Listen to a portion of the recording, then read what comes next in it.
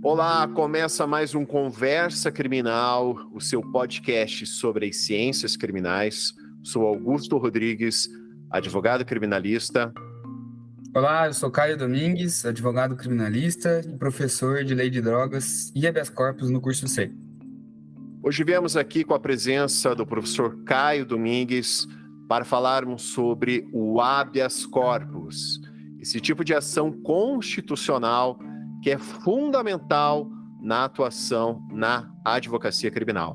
Então confira em mais esse episódio do Conversa Criminal Podcast.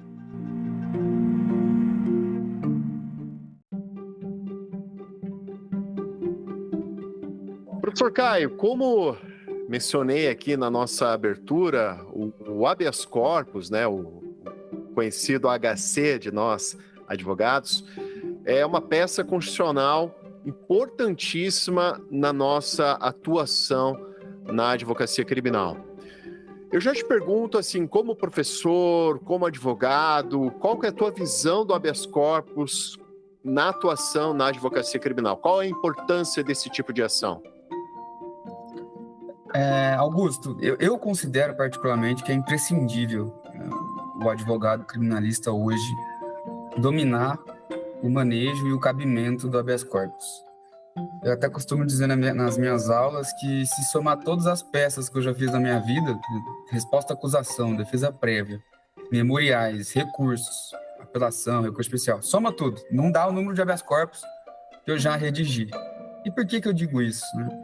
Para aqueles que estão começando agora na advocacia criminal ou ainda estão na graduação e estão ouvindo esse podcast, o HC é um instrumento que visa corrigir constrangimentos legais que lidem, ainda que indiretamente, com a liberdade de locomoção, aquele assistido nosso, o paciente, que a gente chama. Então, é preciso afastar um pouquinho aquela ideia inicial de que o HC ele só é cabível para pessoas presas, né? Seja preso preventivamente ou seja uma prisão pena ali, né? Uma execução de pena. Não, o habeas corpus, como eu já disse aqui, serve também para trancamento de ação penal quando, por exemplo, ela se originou ali de uma prova ilícita. Muito comum nos casos de lei de drogas envolver buscas pessoais legais, buscas domiciliares legais. Até, eventualmente, esses dias teve uma decisão interessante do Jesuíno Rissato, anulando uma prisão que tinha um mandado de prisão expedido. Ele foi cumprido 9 e pouco da noite. Ele simplesmente anulou essa decisão por meio de um habeas corpus. E serve para outras situações também, como, por exemplo, correção de dosimetria de pena. Se por acaso o caso está prescrito, ainda que seu cliente esteja solto, é possível questionar isso por meio de habeas corpus. E mais recentemente eu vejo também muitas decisões a respeito de aplicação ou não do ANPP, né? Cada dia que passa parece que surge um novo motivo para o Ministério Público não oferecer o ANPP, aquele dispositivo que veio no artigo 28A, né? Com o pacote anticrime. Casos em que não há confissão extrajudicial, o MP simplesmente não oferece. Casos em que já estavam em curso em 2019, o STJ vem com entendimento, né, de que só era possível oferecer o NPP, né, retroatividade do NPP, até o recebimento da denúncia, mas a segunda turma do Supremo Tribunal Federal já fixou o entendimento de que em qualquer caso em curso, desde que não tenha havido trânsito julgado, ou seja, ainda que tenha uma condenação em primeiro e segundo grau, é possível sim essa norma processual mista aí, retroagir para aplicar o NPP, e isso tudo vem sendo questionado por meio de habeas corpus, vejam só. Então, dominar o habeas corpus, visando corrigir constrangimentos legais, ainda que indiretamente ligados à liberdade de locomoção dos nossos assistidos, é muito importante. E fora isso, também o cabimento do próprio HC também é importante. Eu acho que isso a gente vai comentar durante a nossa reunião de hoje, mas para resumir essa pergunta inicial, considero imprescindível, para mim é quase que uma obrigação do criminalista dominar todas as hipóteses de cabimento de HC e acompanhar diariamente a jurisprudência atualizada do STJ e do STF. E parece que de uns anos para cá a gente está saindo de um modelo estritamente positivista, né, envolvendo o processo penal, para, enfim, a gente vir com um modelo mais de precedentes, aquela disposição do 927.5 do Código de Processo Civil, né? Inclusive, sobre isso eu indico fortemente o livro que chama HC como precedente vinculante, se não me falha a memória, publicado na Mais Editora. Já eu vou ver o nome do autor aqui e passo para vocês.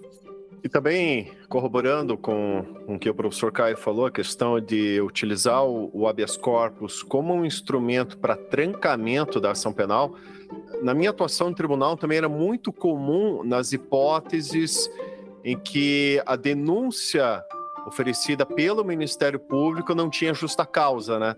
O Ministério Público, ele tem que ser demonstrado ali a prova da materialidade e os indícios de autoria, né, para ingressar ali com uma ação penal em face de uma pessoa, até para evitar ali uma denúncia temerária, uma ação penal contra uma pessoa assim de forma temerária, porque só quem foi réu ou teve um parente, um amigo que foi réu de uma ação penal sabe o constrangimento que é isso, enfim. Então, o Estado não pode de forma temerária processar criminalmente uma pessoa. E em casos que eu mesmo atuei, além da investigação, principalmente em grandes operações, né, que eram ali investigações promovidas pelo GAECO, pelo Ministério Público, tinham-se ali nessas ações penais, nessas denúncias, no PIC não era nem demonstrado não somente o indício de autoria, como a prova da materialidade em certos casos, né? Como eram operações, grandes operações que haviam ali grande complexidade, né, nessas investigações, principalmente em casos que envolvia colaboração premiada, réus denunciados que não tinham nem mesmo uma prova de materialidade daquele crime, né? Situações assim que eu achava bizarras, né, para dizer o mínimo, em que o juiz ele recebia ali a denúncia e daí a defesa tinha que impetrar o HC para o tribunal para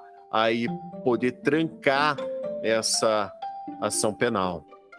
Para complementar, então, o que você disse, Augusto, sobre denúncias ineptas, eu não sei se é a forma como os processos penais estão correndo aqui no interior de São Paulo, imagino que não, imagino que é no Brasil inteiro, mas os recebimentos de denúncia, eles estão cada vez mais parecendo formulários, parece que só muda o nome do réu e denúncia recebida. A gente faz uma resposta-acusação, às vezes falando sobre alguma nulidade de provas, ou falando até mesmo de inépcia de denúncia, e só vem um recebimento de denúncia dizendo que a denúncia preencheu os requisitos do 41 ali e que está recebida. É uma coisa de 3, 4 linhas. Muito comum, infelizmente, isso acontecer. E como é que você vai agir nessa situação? É por meio de um habeas corpus.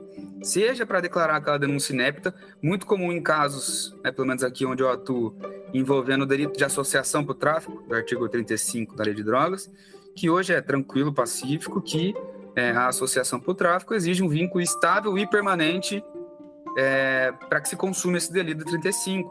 E muitas vezes o que a gente tem é só um concurso de agentes.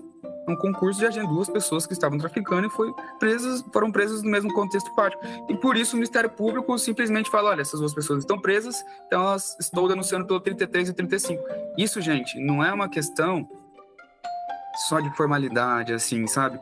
É uma questão que, para nós advogados, e tenham isso em mente, denúncias assim, genéricas, elas, inclusive, violam a contraditória ampla defesa. A gente tem que se defender de uma acusação certa, de um fato, de provas que já tenham sido produzidas.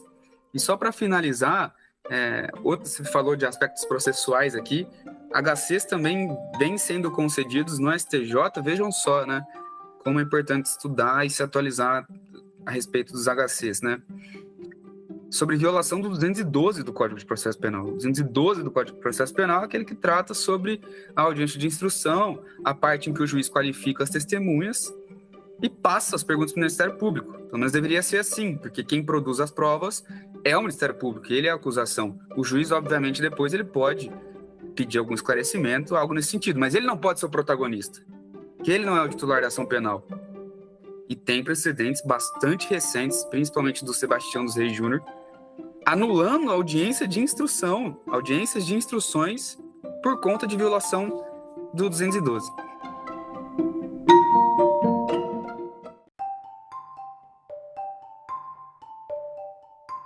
E professor Caio, o militante da advocacia criminal, quando ele vai impetrar habeas corpus, quais são os pontos importantes que ele deve se atentar para impetrar essa peça constitucional, essa ação constitucional?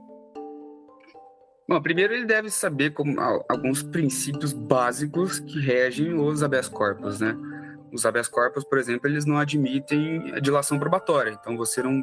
Chegando algum caso para você, por exemplo, é muito comum, esses dias um aluno veio perguntar para mim, né? Nossa, Caio, o meu cliente ele foi preso por roubo, mas eu tenho uma testemunha que vai ser ouvida na audiência de instrução, que é a álibi dele, falou que estava com ele e tudo mais. Eu não posso impetrar um HC falando isso? Não, essa prova não está pré-constituída.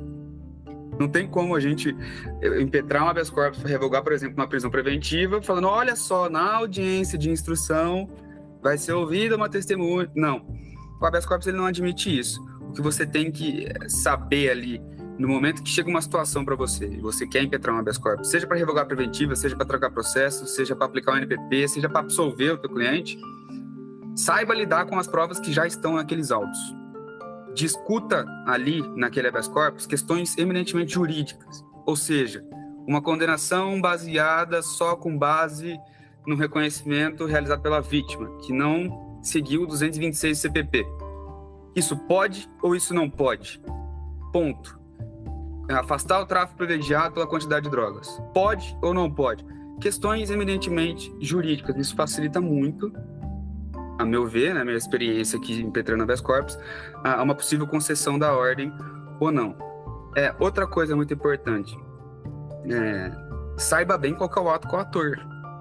O que você está aludindo como um ato coator, né? Se é o recebimento da denúncia, se é uma sentença penal condenatória, se é um acórdão condenatório. Por que é importante você saber isso? Porque vai ser importante... Você vai ter que saber se é, inclusive, cabível a impetração de um habeas corpus. É muito importante hoje a gente ter ciência que, de alguns anos para cá, o enrijecimento no manejo do habeas corpus ele é algo factível, principalmente na primeira turma do Supremo Tribunal Federal e na quinta turma do Superior Tribunal de Justiça, que muitas vezes não admitem, não conhecem habeas corpus que são substitutivos de instrumentos próprios, né? Vamos supor, você tem um cliente ali que o teu ato coator ali vai ser um acórdão do Tribunal de Justiça do teu Estado. E aí você quer impetrar um habeas corpus, pedindo a absolvição do teu cliente. Esse habeas corpus ele vai ser substitutivo de recurso especial. Se você está atuando numa execução penal e vê ali que teve alguma nulidade, alguma prova obtida, saiba que esse HC vai ser substitutivo de revisão criminal, se você optar pela impetração do habeas corpus. Então é importante saber o ato coator, para você saber qual habeas corpus vai ser impetrado ali. Importante você saber exatamente qual que é o ato coator ali. Por quê? Esse é um erro comum que um aluno meu esses dias veio trazer para mim e infelizmente não tinha muito o que fazer. Principalmente porque estava na quinta turma do Superior Tribunal de Justiça. O caso era... Tinha um habeas corpus... O caso era... A pessoa foi condenada no Acre, foi afastado do tráfico privilegiado, e o cliente dele estava preso preventivamente. Anteriormente a isso, havia um HC no TJ do Acre dizendo respeito apenas à prisão preventiva, certo? Ok. Esse HC no Acre tinha sido julgado. Sobreveio uma sentença penal condenatória afastando o tráfico privilegiado e mantendo a prisão preventiva. Ou seja, esse era o último ato coator. O que ele fez? Ele pegou o HC, o acórdão do TJ do Acre, que tratava sobre preventiva, e subiu para o STJ questionando a aplicação do tráfico privilegiado e a revogação da preventiva. Cuidado com essas hipóteses, pessoal. Cuidado com a ordem cronológica do processo e dos atos coatores. É verdade que a sexta turma do Superior Tribunal de Justiça tem um entendimento que é o seguinte: a superveniência de sentença penal condenatória que mantém a prisão preventiva pelos mesmos fatos, sem agregar argumentações novas, não fazem com que um HC no STJ perca o objeto, fique prejudicado. É mais ou menos na hipótese daquele acórdão do TJ do Acre, que questionava a preventiva. Eles subiam um HC para o STJ, questionando a preventiva e não o tráfico privilegiado, mesmo porque nesse caso também teve supressão de instância, no meu entendimento. E aí vem uma sentença e mantém pelos mesmos fundamentos. A sexta turma fala, eu vou julgar esse HC aqui, vou julgar o mérito porque ele é cabível. A sentença manteve a prisão preventiva pelos mesmos fundamentos. Só que nesse caso teve um erro crasso, né? Erro de talvez quem não acompanha todos os dias a jurisprudência, o manejo, o cabimento e tudo mais. Vocês não podem, por exemplo, como nesse caso, subir um HC direto para o STJ pedindo aplicação do tráfico privilegiado se o TJ não discutiu isso. Existe a possibilidade, existe o 654, parágrafo 2º, CPP, que fala que a ordem pode ser concedida de ofício nos casos de constrangimento legal? Existe, mas nem isso supera uma completa supressão de instância. Tem muita gente que me pergunta, nossa, meu cliente foi preso aqui, eu sei que o TJ não vai revogar a preventiva. Posso impetrar um HC no STJ? Não. Vai primeiro para o TJ. Se negar a liminar, e for um caso de constrangimento ilegal flagrante, sobe para o STJ, tenta superar a súmula 691, talvez pode dar certo. Importante conhecer tudo isso, importante saber o ato coator, importante saber o que você está pedindo, e mais importante, gente, seja sucinto, seja claro, rápido. Não existe isso de HC com 40 páginas, pelo amor de Deus. 5, 6 páginas. Eu tô falando sério. Meus HCs hoje, eles não ultrapassam 5, 6 páginas. Eu começo falando o que eu quero. Eu começo com o objeto do habeas corpus. O presente habeas corpus está sendo impetrado para revogar a prisão preventiva do cliente que, em virtude de um acordo no TJ de São Paulo, que manteve a prisão preventiva. Breve síntese fática do direito, concluo, acabou, ponto. Não vai inventar moda em habeas corpus, pelo amor de Deus. Perfeito, até corroborando com o professor Caio, como os ouvintes sabem, tive uma atuação de 10 anos como assessor de desembargador aqui no TJ do Paraná, e na nossa atuação, o que era principal, as peças assim que particularmente vi que tinham maior chance de sucesso, eram aquelas mais objetivas, mais claras, que o pedido estava muito claro, que a causa de pedir estava muito claro, isso era o principal. Porque, infelizmente, haviam peças que eram prolixas, que o pedido era um pouco confuso, a causa de pedir era um pouco confusa, isso dificultava o nosso trabalho como assessores e o trabalho do julgador também.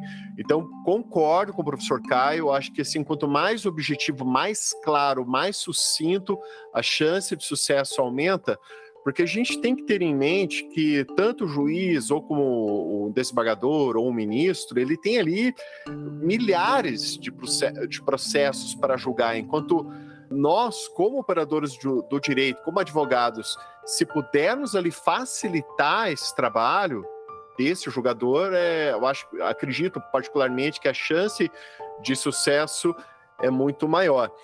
Um ponto também importante que o professor Caio citou é a questão da peça, né? Principalmente o tipo de ato coator, né? Que a gente está enfrentando por esse habeas corpus, e também tomar muito cuidado em questão do HC substitutivo. Claro que em certas situações é cabível ali, né? Dependendo do tribunal, do caso concreto, é possível sim o HC substitutivo, mas na minha atuação no tribunal, eu lembro que era muito comum em execução penal HC substitutivo. Isso era um problema, né? Situações assim que o juiz da execução negava, né? Uma progressão de regime, uma situação de detração, e claramente eram situações que caberia ali um agravo em execução, mas era comum advogados impetrarem HC. Como o magistrado que eu trabalhava, ele tem uma posição bem garantista, ele acabava ali recebendo de forma substitutiva, principalmente quando o apenado tinha o direito ali, ele acabava até recebendo de forma substitutiva ou reconhecendo de ofício, né? Enfim, mas só que daí você brincar com a sorte, né? De você contar com o posicionamento particular desse julgador. Se for um julgador extremamente legalista, ele pode não conhecer de sua peça. Então, assim, realmente tomar muito cuidado com o tipo de ato coator que está sendo enfrentado, verificar se não tem nenhum recurso próprio para aquilo, né? Isso vai depender ali do caso concreto. E um outro detalhe importante, verificar, além do ato coator, quem é a autoridade coatora, a autoridade que emitiu aquele ato. Que, por exemplo, eventualmente você pode estar trabalhando numa grande operação, ou numa operação que envolve ali um PIC, um tipo de investigação promovida pelo Ministério Público, pelo GAECO, né? Quem está presidindo aquele PIC é um promotor. por exemplo, você quer trancar o PIC, né? Você vai impetrar esse HC para o juiz ou para o Tribunal de Justiça ou TRF?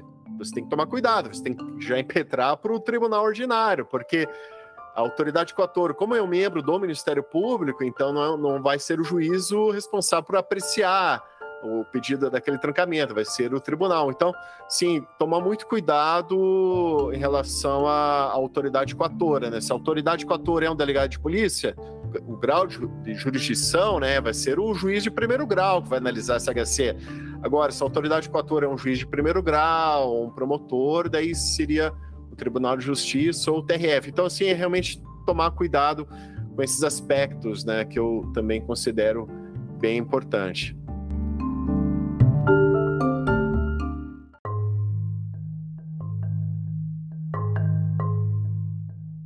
Augusto, você foi falando, eu fui lembrando de algumas outras coisas que são erros que eu cometia no início e agora com a prática, estudando as jurisprudências e fazendo HCs. Eu postei esses tempos lá no meu Instagram que eu perdi as minhas 12 primeiras impetrações. Os 12 primeiros HCs que eu fiz na minha vida, eu perdi todos. Não teve ordem concedida nem de ofício e nem ordem em menor extensão. Eu até estava duvidando se eu poderia realmente ser criminalista. O primeiro HC que eu ganhei foi com o Edson Fachin. Olha, o primeiro HC que eu ganhei na minha vida foi no STF. Eu acho que isso é uma peculiaridade que não sei se é muito comum acontecer. Então, com o tempo, a gente vai se adaptando, vendo o que dá certo, o que não dá certo e tudo mais. Então, pegando esse gancho que a gente está falando sobre pontos importantes, fazer um HC melhor.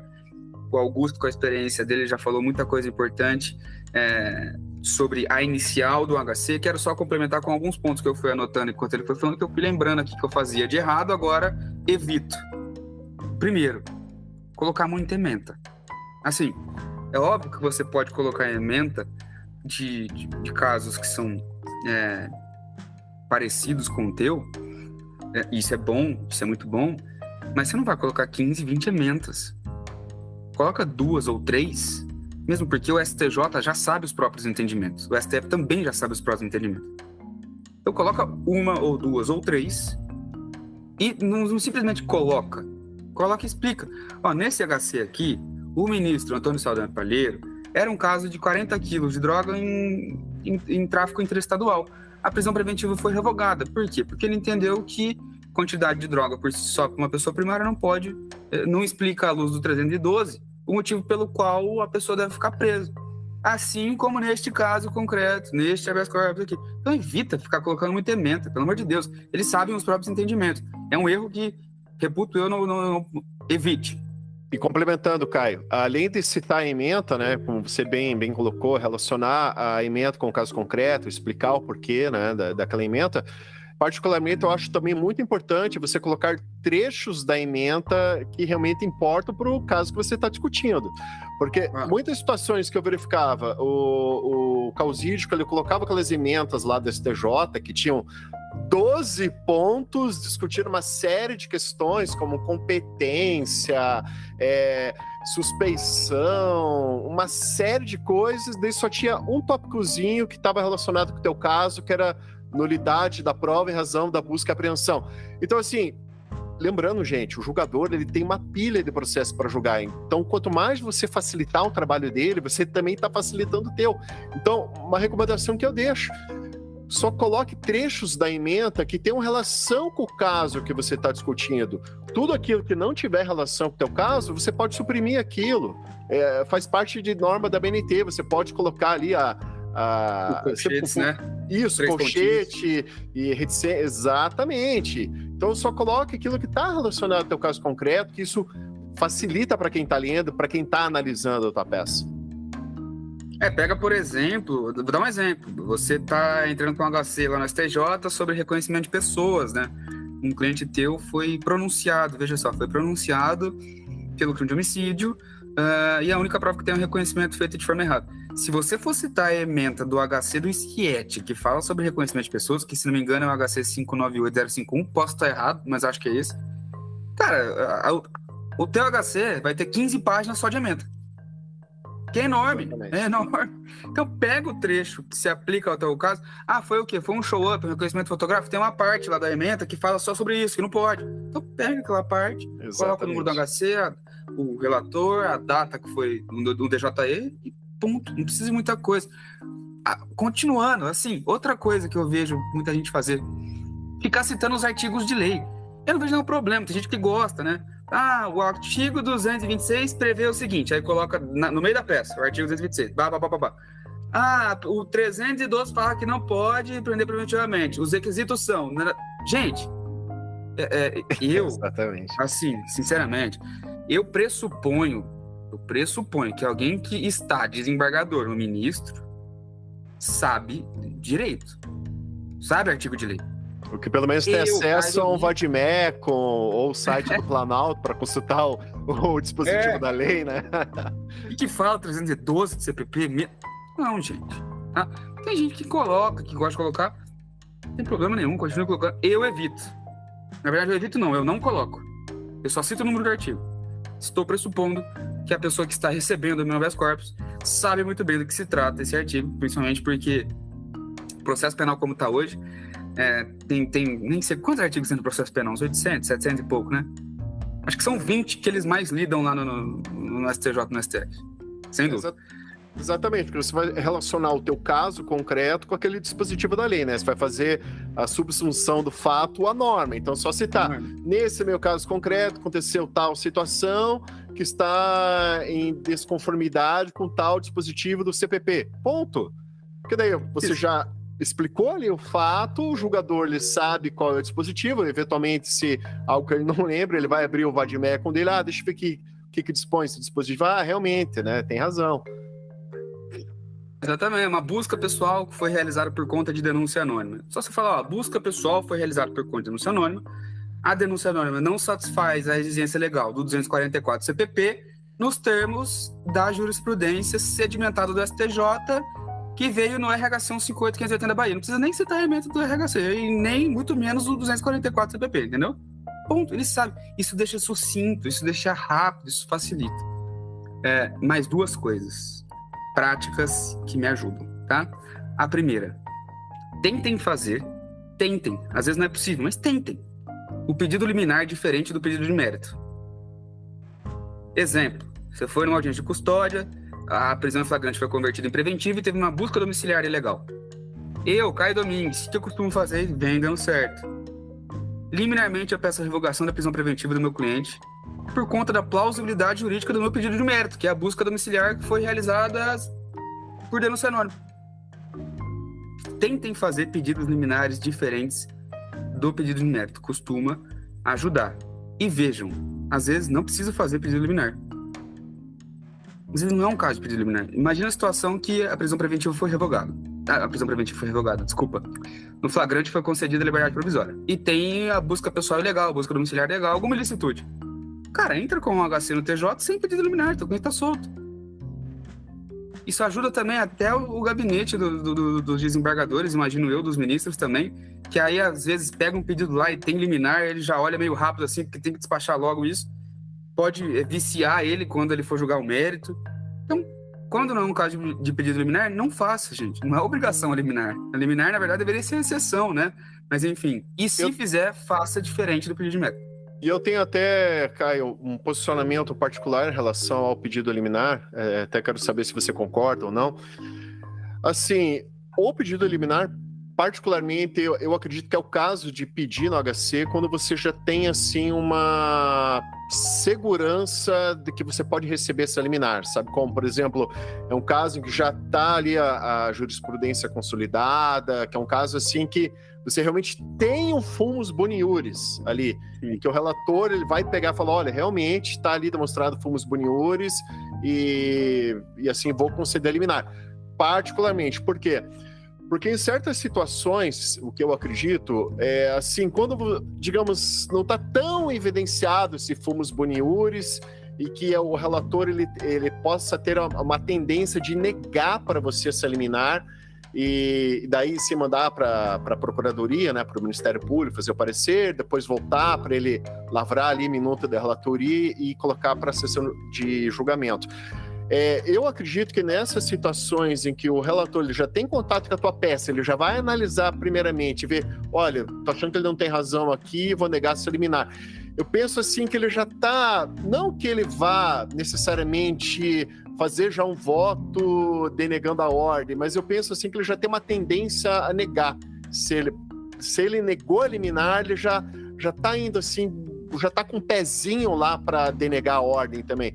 Então, particularmente, um posicionamento que eu tenho, se você não tem segurança nessa liminar, assim, que realmente está demonstrado fumbus boniuris, eu acho interessante impetrar o habeas corpus sem pedido liminar, o relator ele manda lá para a Procuradoria, para o Ministério Público, volta os autos, deve, sim, ir lá conversar com esse relator, tentar explicar o fato, que daí ele vai trabalhar, ele vai fazer ali a minuta do voto de relatoria, e depois de conversar com os demais jogadores, né, fazer sustentação oral, ou despachar os memoriais. Mas particularmente é um posicionamento que eu acho interessante, assim, só pedir eliminar quando há essa segurança em relação ao fumus boniuris.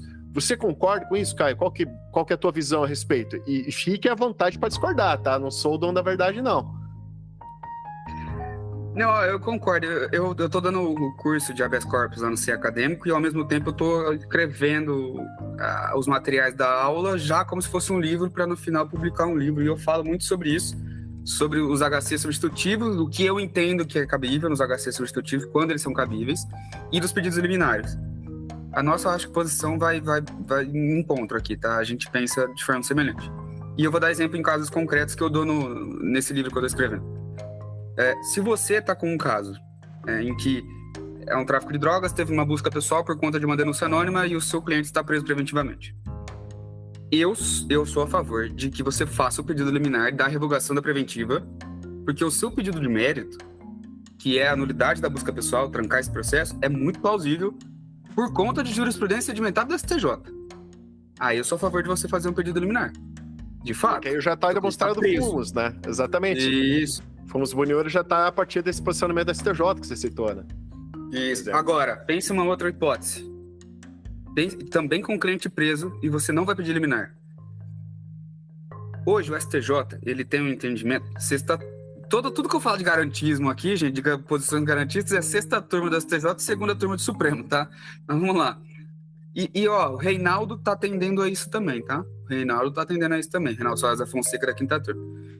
Hoje, ainda que uma pessoa seja reincidente, em se tratando de delitos sem violência ou grave ameaça, furto e tráfico, vamos pegar furto e tráfico aqui.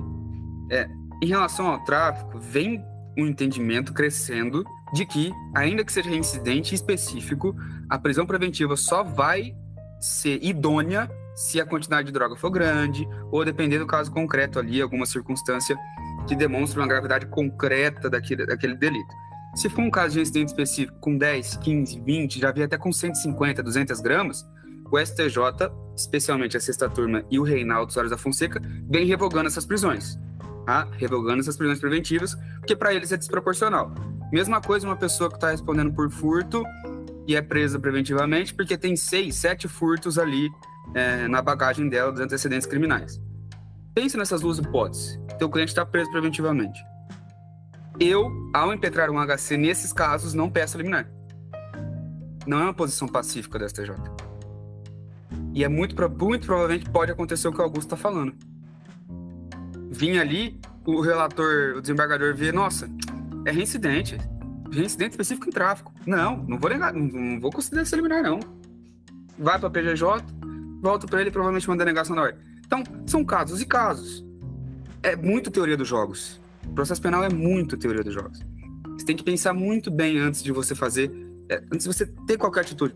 Às vezes, e aqui a gente pode ir longe, isso aqui a gente poderia ficar mais uma hora falando, mas às vezes você pode subir HC de propósitos do STJ só para saber quem que é o prevento, para quando julgar o teu recurso ali de apelação no TJ, você já fazer um recurso especial só com precedente daquele relator daquela turma. Olha só, isso aqui é uma conversa que poderia durar algumas horas. Mas eu tenho esse raciocínio igual ao do Augusto, inclusive nos HC substitutivos, tá, Augusto? Que a gente não vai dar tempo de falar sobre isso, mas foi denegada a ordem ali do teu HC no TJ, tá? Recurso cabível, recurso ordinário constitucional, né? O RHC. Eu tenho a visão de que se o seu cliente está preso preventivamente, você possa impetrar um HC no STJ. Se o teu cliente está solto, eu sou a favor de privilegiar o sistema recursal. Entra com um ROC, não tem problema nenhum. Então são casos e casos que a gente sempre tem que analisar ali de forma concreta para saber se cabe um HC substitutivo ou não, se vale a pena uma liminar ou não. Enfim, eu tenho muito para falar sobre isso, meu Deus. Inclusive, para finalizar, prometo que para finalizar que é um tópico interessante. É impetrar HC ao mesmo tempo que um recurso legalmente previsto. Não pode, né? O Brasil, a tendência dos tribunais superiores é privilegiar o sistema recursal. Provavelmente, se você impetrar um HC ali contra o acordo e, ao mesmo tempo, interpor um RESP, o HC não vai ser conhecido para privilegiar o sistema recursal. Só que isso tem uma exceção, né? Que é na hipótese em que o HC faz um pedido e o recurso que você interpôs fez outro. Muito comum mesmo, por exemplo, vinha uma sentença penal condenatória aqui no meu escritório com o meu cliente preso, o que eu faço? Recurso de apelação para as teses de mérito, nulidade da busca pessoal, não aplicou o tráfico privilegiado, ou condenou com base no 226 e foi errado. E, ao mesmo tempo, contra essa mesma sentença, impetrar um HC direto no Tribunal de Justiça só sobre o direito de recorrer à liberdade. Só para revogar a prisão preventiva. Aí pode. Aí você pode mandar bala. Não tem problema nenhum. Inclusive, é bastante eficaz. Agora, caso contrário, não faça um recurso e um HC pedindo a mesma coisa ao mesmo tempo. Provavelmente, o teu HC não vai ser conhecido.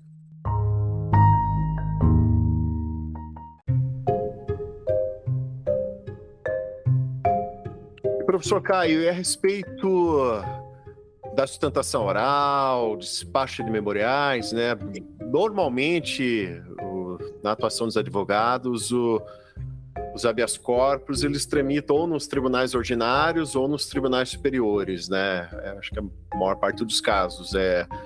Acredita-se que na prática forense não é tão comum um HC no primeiro grau em face de um ato com ator praticado por um delegado de polícia, por exemplo. Mas a respeito da sustentação oral nos tribunais, quais são os aspectos importantes aí que devem ser considerados? Então, Augusto, eu assim, no início da advocacia, a gente sempre tem medo de tudo que é novo, né? Eu lembro quando eu fiz a minha primeira audiência de instrução, meu Deus do céu, eu olho hoje, né, porque fica disponibilizado no ESAGE, que é o site que a gente usa aqui em São Paulo, eu falo, gente, nossa, tanto que eu tremi, acho que o juiz percebeu, o promotor também, foi até gente boa comigo. O mesmo acontece com sustentações orais. Só que eu costumo falar para meus alunos, né? A gente só fica bom na prática. A gente vai ter que passar por essas situações. E veja que eu, por exemplo, eu sou novo na advocacia, tenho 3 anos aqui, nunca fiz uma sustentação oral presencial, por exemplo. Só por videoconferência. Eu imagino como vai ser quando eu for lá em Brasília fazer uma sustentação oral no STJ, no STF. Mas são coisas que a gente tem que passar por isso. Por quê? Porque é muito importante fazer a sustentação oral. Eu lembro há um tempo atrás, foi coisa do meio do ano passado, eu estava assistindo uma sessão do STJ e estava tendo uma sustentação oral que, por coincidência, a gente está falando sobre esse tema hoje bastante, era sobre o 226 CPP. E o advogado ali, ele tinha impetrado um habeas corpus no STJ, pedindo absolvição do cliente dele, do assistido dele, e constou, sabe naquele pedido de informações? Porque quando a gente entra com HC, gente, geralmente o Tribunal de Justiça ou o STJ, ele faz um pedido de informações para a autoridade coatora, né, para saber como que foi o andamento do caso, o que aconteceu, etc, etc, etc. Nesse caso, o TJ daquele estado, eu não me lembro qual que era, tinha falado que o réu tinha sido reconhecido na audiência de instrução. Enfim, o advogado foi em Petro HC pedindo absolvição, porque o 226 foi errado e tudo mais, e o Antônio Saldanha Palheiro estava dando o voto dele, falando, olha, não tem ilegalidade, seguiu o 226, inclusive foi reconhecido na audiência de instrução, eu sei que tem, blá, blá, blá. Quando ele terminou o voto, o advogado levantou a mão assim, falou, pela ordem, falou, excelência, acho que tem algum equívoco aí. O meu cliente, ele não foi reconhecido na audiência. Aí o Antônio Saldanha Palheiro, não foi, tá falando aqui no pedido de informações, que ele foi reconhecido na audiência de instrução. Aí o advogado falou assim, então, mas eu não conheço ele. Eu sou advogado ativo. Eu nunca vi ele na minha vida. Ele não participou da audiência de instrução. Isso foi depois de uma sustentação oral. E é por isso que eu sou contra aquela sustentação oral virtual que tem no STJ, que eu já vou falar já. Por quê? Porque na sustentação oral que ocorre durante as sessões, você pode fazer questão de fato, questão de ordem, explicar algum equívoco, até para evitar uma embargo de declaração, é até melhor para eles, para acabar os processos mais rápido. Imagina num caso desse, aí o advogado ia ter que entrar com uma embargo de declaração, aí depois ia jogar de novo, provavelmente não ia ter eficácia, babá. É importante sustentar oralmente. Nada me tira da cabeça, você vai saber mais do que eu, Augusto. Mas talvez 60%, 70%, 80% das decisões, dos acórdãos, das decisões monocráticas, né, dos acórdãos, não sei se é o ministro que faz, imagino eu que são os assessores. Se você está sustentando oralmente, é você e o ministro ali, é você e o ministro. Na sustentação oral, ou o desembargador, né? Óbvio. Na sustentação oral, você tem uma coisa que você não tinha quando você impetrou, que é você não sabia quem era o relator. Você não sabia quem era a turma. Na sustentação oral, você pode citar precedentes daquela turma, daquele relator. Falando, olha, petrei o HC pedindo isso e isso, você, Rogério Schietti, no HC tal, concedeu a ordem. A sexta turma, por unanimidade, num agravo regimental em um ARESP, concedeu a ordem não, deu provimento ao agravo, num caso idêntico. Sustentar oralmente é muito importante, vocês precisam superar esse medo. É normal ter esse medo, não tem uma fórmula mágica. Eu odeio, né? Eu não gosto de pessoas na internet, aqueles coaches, que dão fórmula mágica pra tudo, né? Ai, nossa, como ganhar 10 mil reais por mês na advocacia no primeiro ano? Mentira, ele tá mentindo pra você, senão ele não estaria fazendo esse curso. É a mesma coisa, nossa, fórmula mágica pra sustentar oralmente. Não tem. Pode até ter um guia ali, eu falo um pouquinho sobre isso no meu livro, no meu curso. Olha, faça desse jeito, seja sucinto, não fica... Tem muita gente que vai sustentar oralmente em agravo regimental, é só vocês verem as sessões do STJ. Fica 2 minutos cumprimentando. Cumprimento Sua Excelência, o ministro Rogério Schietti. Cumprimento Sua Excelência, o ministro Mauro Tavares. Cumprimento... E o agravo regimental é 5 minutos. Aí só sobra 3 para você sustentar. Não, gente, não precisa. Cumprimento Sua Excelência, o relator Rogério Schietti e os demais membros da sexta turma. Excelências, o caso trata sobre isso. Ponto. Tem algumas dicas que dá para você. Dá pra gente falar aqui para você melhorar. Mas o melhor de tudo é a prática. E para finalizar, falando rapidinho dos memoriais, envia memoriais antes, gente. Ou vai despachar lá. Eu não consigo, porque é lá em Brasília. E aqui eu tô a 500 km de São Paulo. Então, geralmente, eu envio pro gabinete deles por e-mail, ligo, falo com o assessor. Esses dias até eu falei com o Ribeiro Dantas por telefone. O Ribeiro Dantas é legal porque ele liga, né? O do Messode, Azulay Neto, por exemplo, a gente fala via Teams. E não é nem com o Messode, é com o assessor dele. Com o Rogério Schietti, ele demora 3 meses para fazer uma audiência aqui online. Mas é com ele mesmo. Cada um é de um jeitinho. Dá para você pedir esse despacho por e-mail. Eles, embora demoram às vezes, são solícitos. Para você conversar. Conversa com o ministro antes da sessão de julgamento. Não tem problema nenhum. E envia o memoriais. Porque no memoriais você pode fazer como se fosse tentação oral também. O memorial você vai fazer depois do parecer do Ministério Público, quando ficar concluso para o ministro ou para o desembargador. Cita decisões do relator, gente. No memorial. E outra, hein? Eu acho que o Augusto sabe disso. Memorial, 2, 3 páginas, tá? Memorial é menor ainda do que o HC, gente. Memorial é coisa de... Ó, o caso é esse, a MPF falou isso, discordo por causa disso, inclusive Vossa Excelência, relator, nesse caso aqui, decidiu dessa forma. Ponto. Sustente oralmente, sempre peça. E memoriais sempre envie também para o relator e para os ministros da turma do teu caso. Porque o memorial, como o professor Caio citou, ele não pode ser uma cópia da peça, né? O memorial, eu sempre reforço essa questão em episódios que tratam sobre o tema, que o memorial ele deve ser uma síntese do caso e principalmente chamar a atenção para pontos importantes do caso concreto. E sobre a sustentação oral, eu lembro situações em que eu fui assistir algumas sustentações orais lá no tribunal, e em habeas corpus, por exemplo, eu via que o advogado, em vez de... A causa de pedir, né, era uma prisão preventiva e o pedido era a concessão da liberdade provisória. Em vez do advogado bater ali na sustentação em questão da ilegalidade da prisão preventiva ou do não cabimento da prisão preventiva ou da fixação de uma cautelar diversa da prisão, preventiva, o advogado, eu já vi situações em que ele ficava batendo no fato, no mérito da ação penal, e que não estava sendo discutido ali. E ficava lá, o prazo regimental era de até 15 minutos, ficava ali mais de 10 minutos batendo no mérito da ação penal e sobrava ali só um restinho para concessão da liberdade provisória. Então, assim, tem que entender qual que é o objeto do teu habeas corpus, qual é a causa de pedir do teu habeas corpus, qual que é o pedido do teu HC e focar nisso. Se é concessão da liberdade provisória, vamos bater nisso. Olha, o objetivo é a concessão da liberdade provisória. Não cabe essa prisão preventiva. Essa prisão preventiva é ilegal. Poderia ser aplicada uma cautelar ali diversa, 319, e por aí vai, né? E foram algumas situações em que eu vi que eram sustentações assim que se perdiam. E também eram situações que também me incomodavam muito, esses cumprimentos longos, né?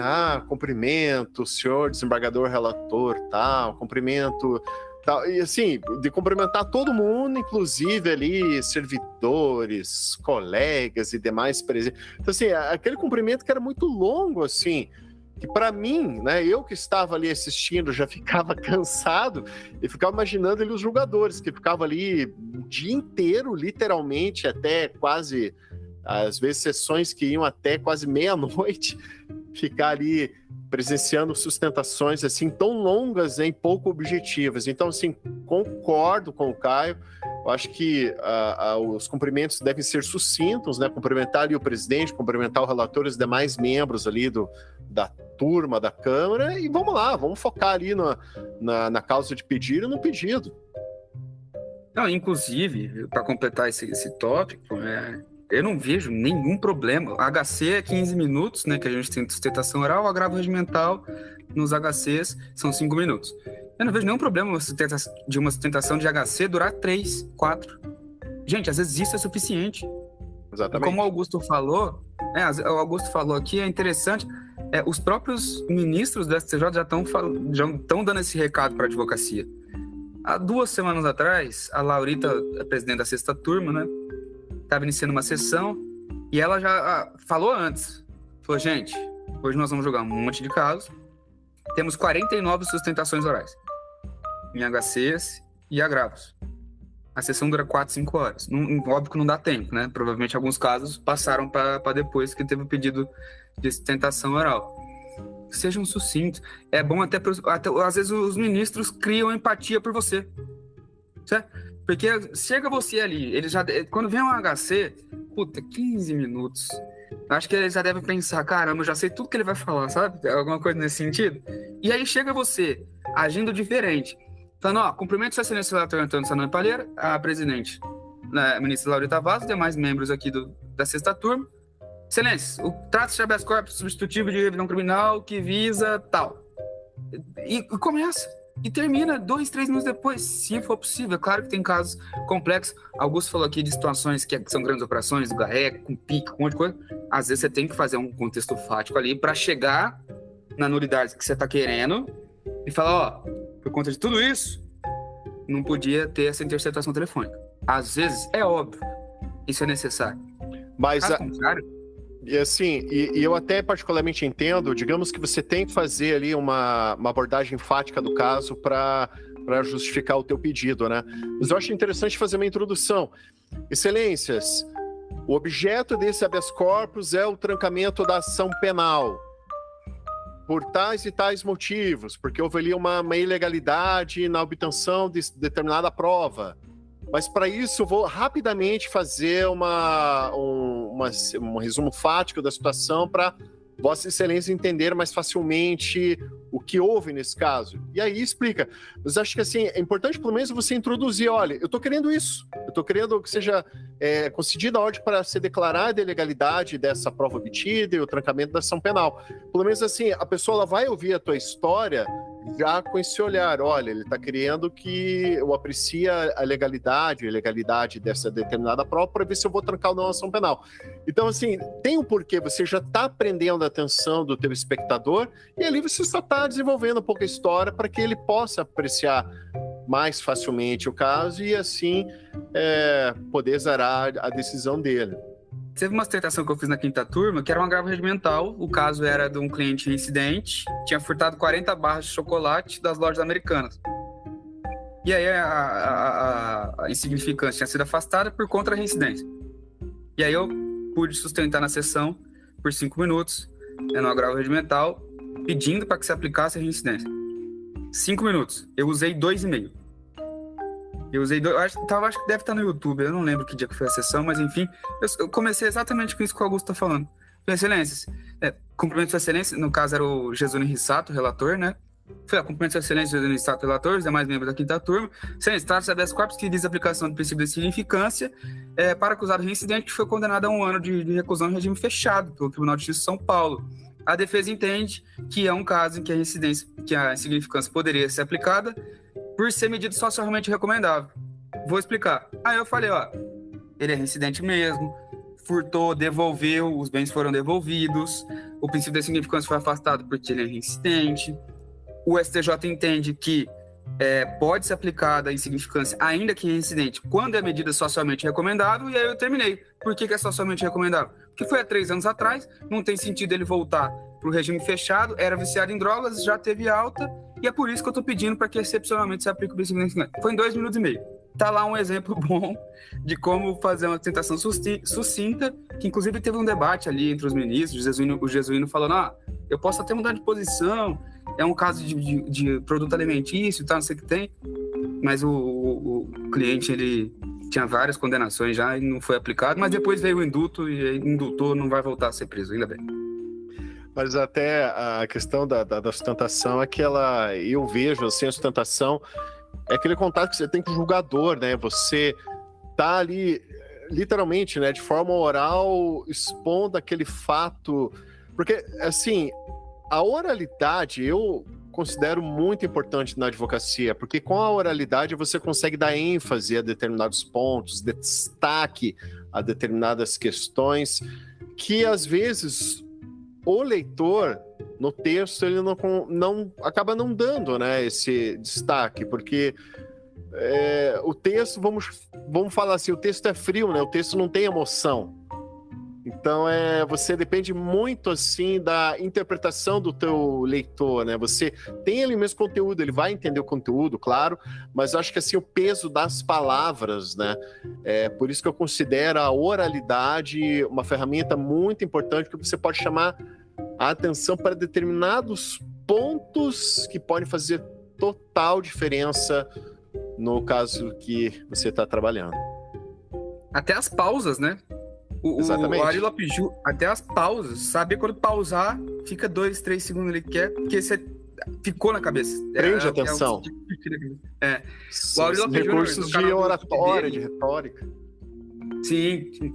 O Ari Lopes Júnior, no canal do YouTube dele, coloca muitas sustentações dele, né, lá. Eu indico que vocês vejam todas, sério.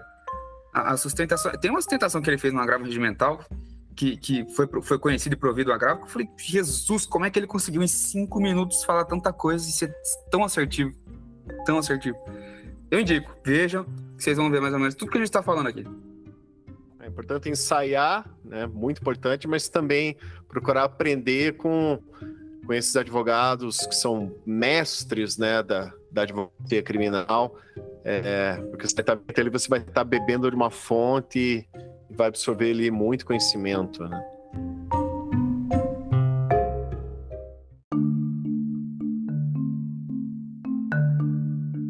Então esse foi mais um episódio do Conversa Criminal Podcast. Quero mais uma vez agradecer a presença aqui do professor Caio Domingues. Tivemos aqui essa conversa muito interessante a respeito do habeas corpus. Professor Caio, para os nossos ouvintes, você gostaria de fazer alguma indicação de alguma obra, um livro, um curso? Fique à vontade, a palavra está contigo. Bom, Augusto, a gente falou sobre muita coisa aqui de habeas corpus, muitos entendimentos atuais, mas o importante que eu quero que fique para vocês é que, além de saber escrever um habeas corpus, além de saber escrever uma sustentação oral, isso não adianta nada se você não acompanhar diariamente o que vem acontecendo, o que vem entendendo as 2 turmas do STJ e as 2 turmas do Supremo. É muito importante você ficar atualizado. Muito do que a gente falou aqui hoje Cara, são decisões de 2021, 22, 23, que olha só, né? Primeiro e segundo grau ainda nem aplicam. Às vezes tem juiz e desembargador que infelizmente está parado um pouquinho no tempo, não aplicam ainda. Muitas vezes aqui em São Paulo, denúncia anônima pode invadir no domicílio porque o tráfico é crime permanente. Olha só. E isso vem sendo, já é rechaçado pelas duas turmas do STJ há algum tempo. Inclusive, hoje o Síntese Criminal postou uma decisão da quinta turma, que foi exatamente isso, uma denúncia anônima, invadiram a residência da pessoa. A quinta turma não só anulou a busca domiciliar e absolveu a pessoa, aplicou 40 do CPP e remeteu cópia para o Ministério Público Federal denunciar ou não os policiais pelo crime de invasão ao domicílio. Olha só. Por quê? Porque esse entendimento está consolidado há muito tempo e continua do jeito que está. As polícias agindo da mesma forma, primeiro e segundo grau também da mesma forma, olha só. Mandou também expedir ofício para a corregedoria da PM. Isso é uma coisa que o MESOD, desde que entrou na quinta turma, vem falando, que é a primeira vez que eu vejo que, de fato, ele aplicou 40 do CPP. Sobre isso, indico que vocês assinem o Síntese Criminal, que tem o Instagram deles, eles são muito bons, eles mandam jurisprudências defensivas pra gente quase todos os dias. Tem também a parte dos tribunais superiores, né? E tem a parte também que é de São Paulo, eu assino também, porque eu sou daqui de São Paulo, e eu nunca vi tanta jurisprudência boa de São Paulo, eu achei que não passava nada, mas passa algumas coisas, eles concedem a ordem. Então eu digo que vocês assinem. E de 2 livros, né? Um que a gente já falou, que é o HC como precedente formador, como instrumento formador de precedente vinculante, do João Rafael Oliveira, publicado esse mês, em março mesmo, na Mais Editora. E o do Toron, né? O habeas corpus do Toron, que acho que é um dos reis do habeas corpus aí. Fora, para finalizar, o meu curso também, né? Que eu tenho um curso lá no curso ESEI, que é sobre habeas corpus, teoria e prática, que eu ensino um pouquinho como, desde o básico mesmo, o cabimento de HC ou não, escrevo HCs na aula mesmo, e falo sobre entendimentos mais atuais também, aqui do escritório, do STJ, do STF, e espero que vocês tenham gostado. Eu me coloco à disposição do Augusto e de vocês também. Se sobrou alguma dúvida do assunto de hoje, eu estou à disposição. E agradeço o convite, Augusto. Legal. Eu que agradeço, Caio. E todas as recomendações do professor Caio vão constar na descrição desse episódio. Esse foi mais um Conversa Criminal Podcast. Quero agradecer a você, ouvinte, que nos acompanhou até esse momento, e também te peço uma gentileza. Se você tem algum amigo, um conhecido, parente que possa interessar pelo assunto, por favor, compartilhe esse episódio, nos ajude, e assim vamos propagando o conhecimento. Um grande abraço a todos e até a próxima.